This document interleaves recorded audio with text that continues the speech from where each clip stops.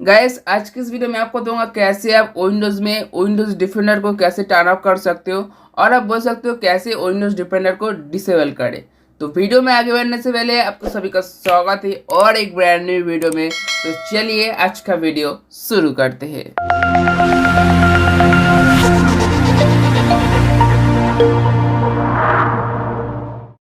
Windows defender को turn off करने के लिए पहला स्टार्ट मेनू में क्लिक करके सेटिंग को ओपन कर लेना। ओपन करने के बाद नीचे में देखेंगे प्राइवेसी एंड सिक्योरिटी में क्लिक करेंगे। ऊपर में देखेंगे विंडोज सिक्योरिटी में क्लिक करेंगे और नीचे देखेंगे वायरस एंड थ्रेट प्रोटेक्शन, इसको क्लिक करके वायरस थ्रेट प्रोटेक्शन को ओपन कर लेना। ओपन करने के बाद नीचे में देखेंगे virus and threat protection setting और उसका नीचे देखेंगे मैनेज सेटिंग। आप मैनेज सेटिंग में क्लिक करेंगे। मैनेज सेटिंग में क्लिक करने के बाद ऊपर में जो ऑप्शन है रियल टाइम प्रोटेक्शन, इसको टर्न ऑफ कर देंगे तो आपके पास एक परमिशन आएगी। आप सिंपली उसको येस कर लेना। येस करने के बाद क्लाउड डिलीवर्ड प्रोटेक्शन, इसको टर्न ऑफ कर देंगे। नीचे में देखेंगे ऑटोमेटिक सैंपल सबमिशन, इसको ऑफ कर देंगे और उसका नीचे देखेंगे टेम्पर प्रोटेक्शन, इसको ऑफ कर देंगे।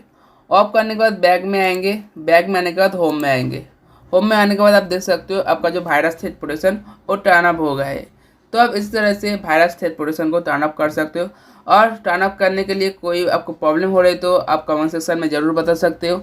आप वायरस थ्रेट प्रोटेक्शन को टर्न ऑफ करने के बाद आप टर्न ऑन करना चाहते हो तो जिस तरह से आप टर्न ऑफ किया है आप उस तरह से टर्न ऑन कर सकते हो।